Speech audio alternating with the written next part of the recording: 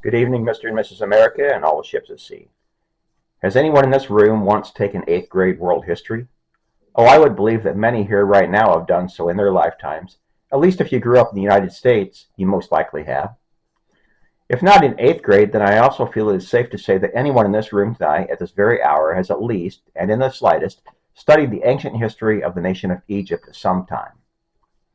You know, good old King Tutankhamun, pyramids, obelisks, sarcophagi, and boatloads of gold and buried treasure. Well, folks, what if I told you that all you were told regarding the ancient Egyptians, specifically regarding their stoneworks, has been a fairy tale in the making since archaeologists started unearthing ancient relics from the Egyptian plateau in the 1800s? We also have the infamous Sphinx of Giza, you know, the giant cat sculpture with the head of an Egyptian pharaoh that is 2 sizes too small. But that will be subject matter for another video entirely. My viewers, we have all been told that all the ancient Egyptian stone structures and carvings were created in the dynastic period of Egyptian history, or roughly 3,000 years from 3000 BC up until when Alexander the Great conquered Egypt in the year 332 BC. I would like to now point out the major fallacies in this flawed theory. In addition to the common Egyptian stoneworks that we're all familiar with, like the Great Pyramid and the other step pyramid, we now know about the Serapeum of Saqqara near the entrance to the Nile Delta. For all intents and purposes, it appears to be an ancient burial ground for Apis bulls that were worshipped as gods. But there is far more to this than meets the eye, folks. In the underground tunnels beneath the Serapeum are found 24 black granite boxes weighing nearly 100 tons apiece, and many are in tunnels so narrow there is barely any room for men to squeeze past the boxes, let alone carve and polish them to mirror finishes, or even move them around like they have been.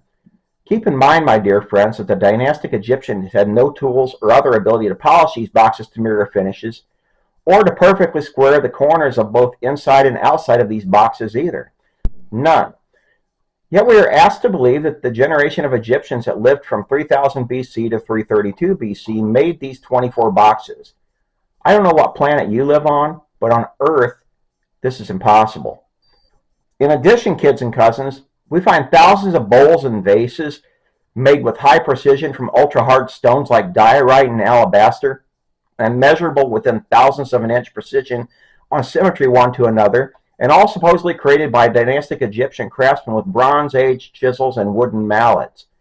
Give me a break, folks. In fact, even modern machinery such as turning lathes could not produce some of these shapes produced, as the side handles on some of these bowls would have been machined away in the turning processes themselves. Short of producing many of these stone bowls and vases in molds from liquid resins, it would be impossible even to us in this modern times. Yet we are all supposed to believe that generations of Egyptians with primitive tools produced these precision-hardened stoneware pieces, and those by the thousands. Wow, I'm not buying this, are you?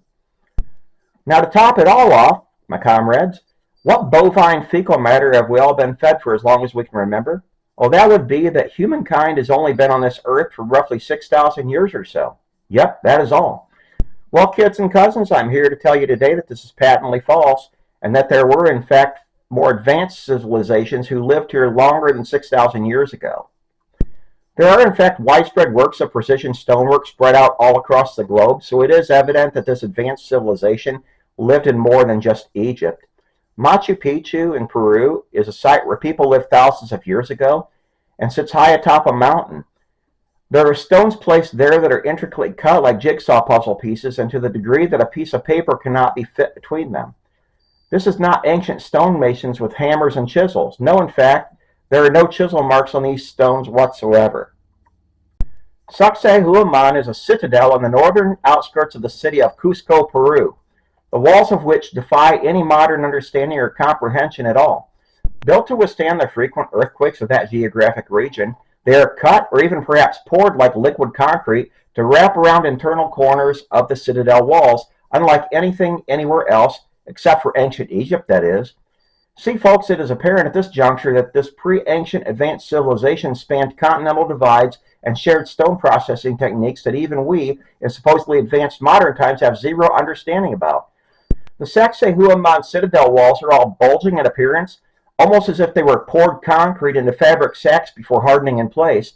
if we did not know that they are in fact made of limestone. As of today, we still do not have any modern means of pouring liquid limestone into molds.